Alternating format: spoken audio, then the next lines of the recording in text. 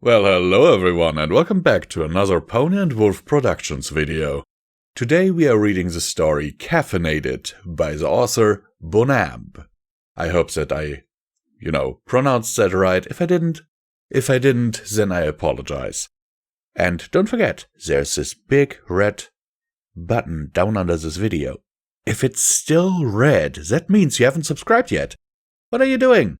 Even Blackjack knows that big red buttons are there to be pressed. So, please press that button. Please and thank you. Lunacy. Celestia! This wondrous beverage known as coffee is most exciting. It sets our hooves a-tingling and our ears aflame. The aforementioned Celestia Alicorn looked up from her desk to where her sister, Princess Luna, ruler of the night sky, guardian of fertility, Regina Obscurium, and several millennia-year-old Alicorn was standing after breaking down her door, complete with a smoldering mane and an insane grin.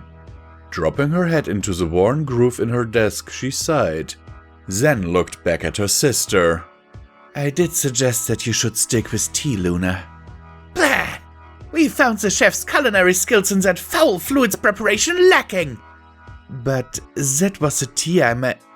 Lacking, I tell you! Jittering a bit, Luna twitched her head to stare out of the window. We asked thine student, the scholar of the sparkle, to brew us a cup of this delightful drink. She was most happy to acquiesce. Celestia raised an eyebrow. How many cups exactly did she make you? Eyes flicking back to her, Luna giggled. We have no idea. We lost count after the 37th. Celestia looked down at her desk again. Yes, that groove would be seeing quite a bit of usage today. Well, Luna, she said, raising her head. I suppose some... Luna was gone. Oh, for Faust's sake. Where could she have gone? What would she do? From down the hall came the sound of inane giggling and clanking. Cantering in a stately manner out of her ruined door and down the hallway, she followed the noise. Rounding the corner, only hard-won experience from millennia of ruling a nation and even longer of her sister allowed her to keep a reasonably straight face. Somehow Luna had managed to hogtie a pair of guards together after divesting them of their armor and tying them to the chandelier, wherefrom they hung like a couple of very sorry-looking baubles. Drawing her eyes from the side, Celestia looked down towards the end of the corridor, only to see the back end of a cackling, jangling, golden mass disappear around the corner. Pursing her lips, the ruler of Equestria picked up the pace and hurried after her sister, who seemed, once again, to be caught within the throes of madness. For the third time this week. Still following the noise, she encountered other pairs of guards who had been at ease in front of various entrances. All were tied to the ceiling or other surfaces, and all were lacking in protective gear. For whatever reason, the few night guards that were still on shift were safe within their armor, the only clue of Luna's passing being the mildly resigned look on their otherwise blank faces. Now concerned, Celestia upped the pace again to a gallop, flying past nobles and guards alike in pursuit of her wayward sister.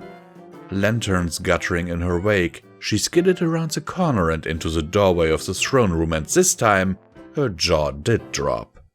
Somehow, Luna, after collecting what seemed like the majority of the castle armory, had deigned to steal the throne, and then after placing it on top of the pile of armor, to lounge there, grinning a Cheshire grin.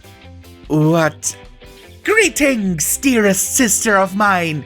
We have found a marvelous use for the tinfoil that is known as solar plate!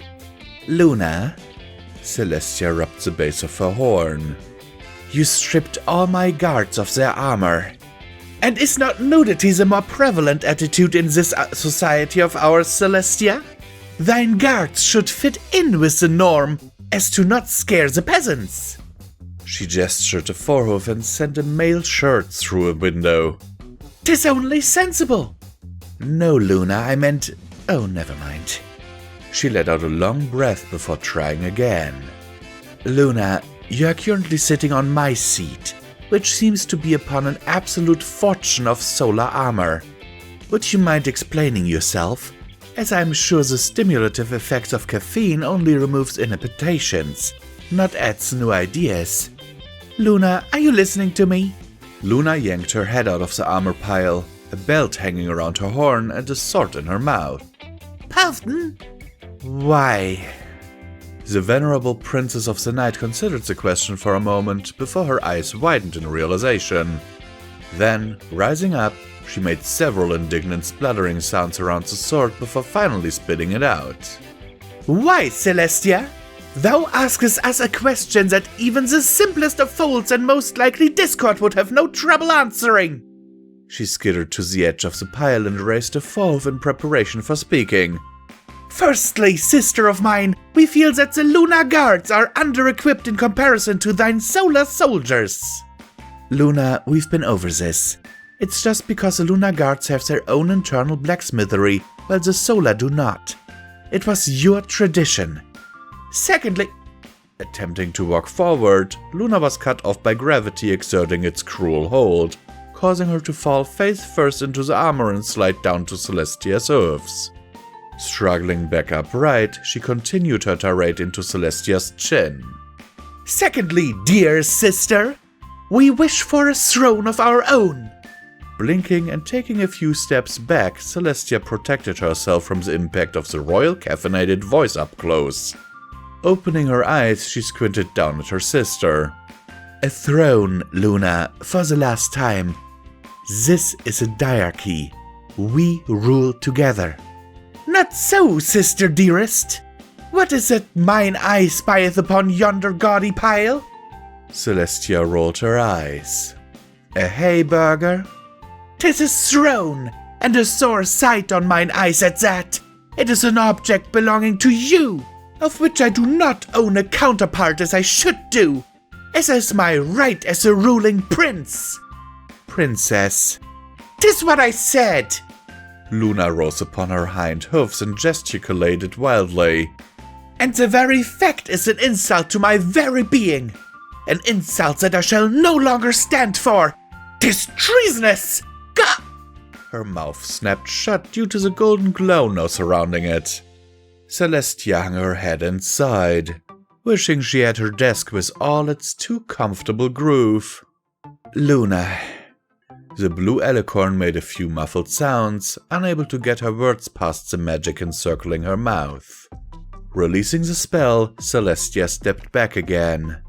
Luna, do you remember the wing of the palace that is being built because of this exact complaint, of which you have made no less than 346 times before? Because I do. As a matter of fact, the throne room should have been completed yesterday. A throne? Tia, why didst thou not tell me of this wondrous gift? Raising a defeated eyebrow and sighing again, Celestia grumbled into the floor. Other than the 345 times I did not counting just now, I have no idea. Come, sister, let us go to see this marvel of the night! Tottering past Celestia, she started towards the door, leaving her sister still staring at the disaster scene. Oh, Luna, you should probably wait until the coffee wears off. At least before you... Thud. Celestia turned to see her sister's plate on the floor, hind hoofs twitching at odd angles in the air. Crash. Hello and welcome back to Common Time as Social Pony, where I will remind you that you can support PonyWolf Productions through the links down in the description below. Every dollar helps is needed and very much appreciated to keep the lights on around here. And you will want to keep the lights on around here, why don't you? So, let's get into the meat of the story before I cannot keep talking like this.